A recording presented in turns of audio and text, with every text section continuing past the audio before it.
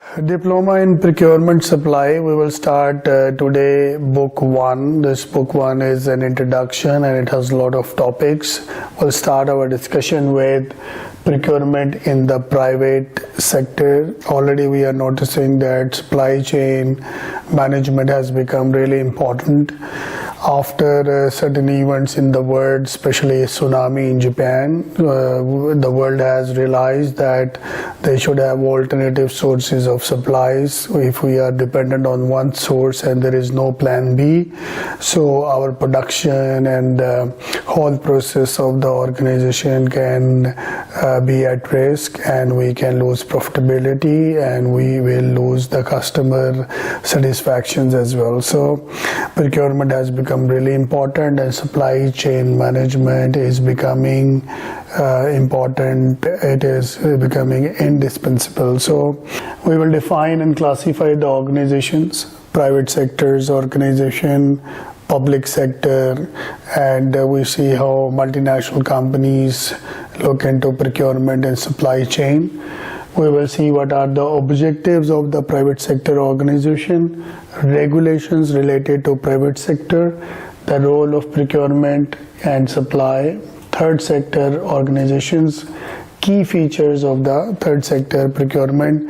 This is we will discuss in chapter 1. There are two big sector, private and public. So public sector is also very important. It's a larger sector and it is more stringent in the rules and regulations, especially when it comes to procurement of oil and gas. Environmental health safety concerns increase, and the components of material and hygiene factors and other things become more and more stringent. So we'll see how we define the public sector, impact of economic sector on procurement, what are the responsibilities of the public sector procurements, regulations, and what is the role of supply and procurement. This is what we are going to discuss in the chapter 2.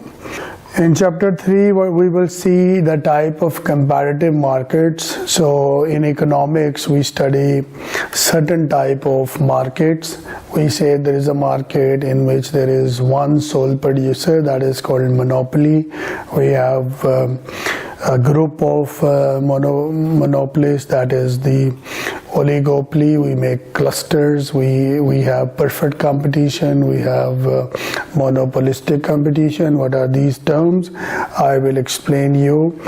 And we'll see that monopoly, monopolistic, and perfect competition, oligopoly, and impact on market in terms of competition, and how to see the international market in terms of procurement and supply chain. This is the pure economics, and we will see how it affects the practical organizations.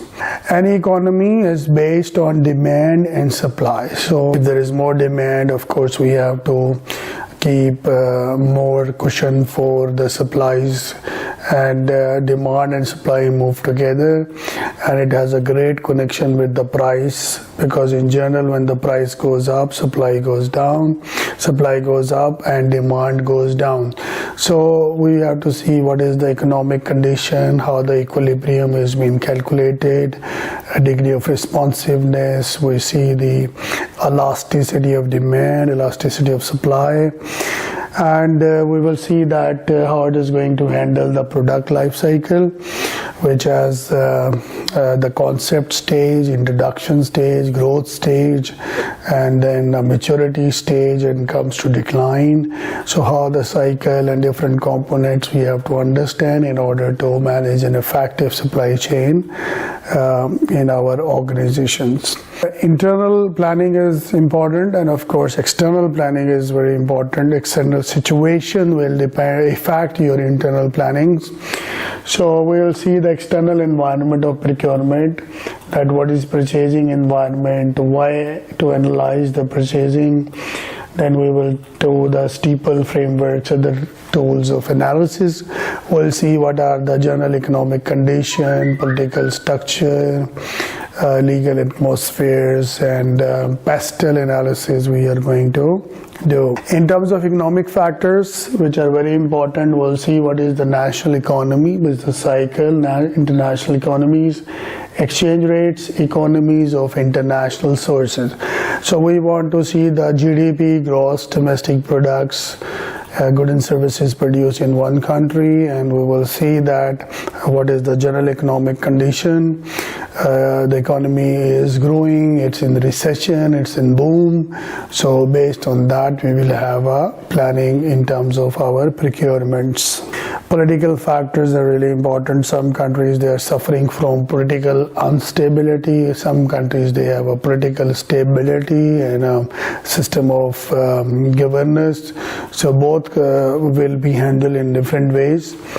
Political environment, local politics, national politics, policy and funding, and how the policies affect this is very important to handle the international procurement, decision to enter in the market, decision to expand, investments.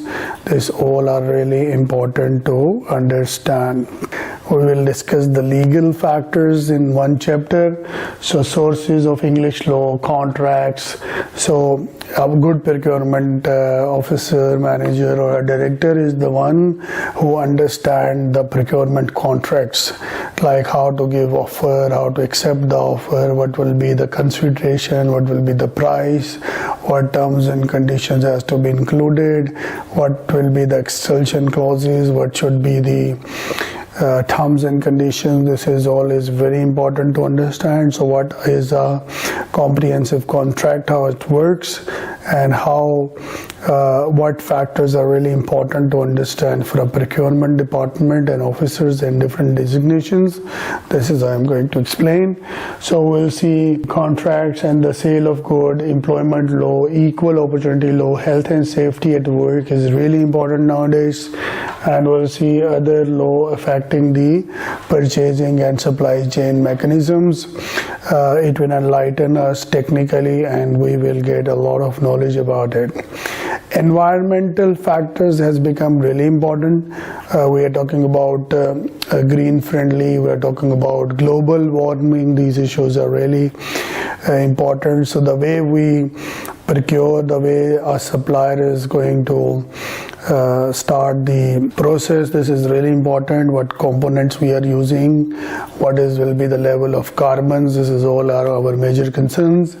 So we will see what is the natural environment, current environmental concerns, pressure for the environmental responsibility, what policy we should make, and the contribution as a green business, how green friendly procurement department you are, what kind of supplier, what will be the philosophy of such supplier, are they really concerned about the environment? This is what we have to discuss in this book and in this chapter.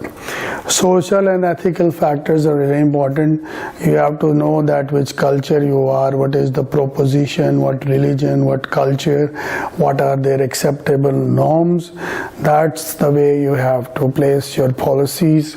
So we'll see the cultural factor, demographic, socio-economic factors. We'll see how responsible we are in terms of CSR. CSR is becoming really important, this corporate social responsibility. How responsible organization you are, how much beneficial you are for the economy. This is we have to understand, and what are our ethical standard practices, benchmarking, socio-cultural factors in international supply. This is one of the very important chapters that we have in this book. Technological advancements are really important. What is the speed of internet? What is the technology? How many machines? Perfection, total quality management. These all concepts are really important and latest. What technology you use in your supplies, and what is our procurement policy related to it. So we'll see what is the technological environment development and ICT, e-sourcing, e-procurement. Nowadays, we are talking about electronic procurement, electronic tendering, electronic quotations. It is hassle-free. It can take a speedy. We can have a speedy look. It can be having a trail in history, and it is cost-effective as well. And the system can define certain rules and regulations, so it will have a segregation of duties and a proper effective control. This is what we will discuss in technological factors. These are a few chapters related to book 1, and we'll take a short break and we'll start our discussion in detail.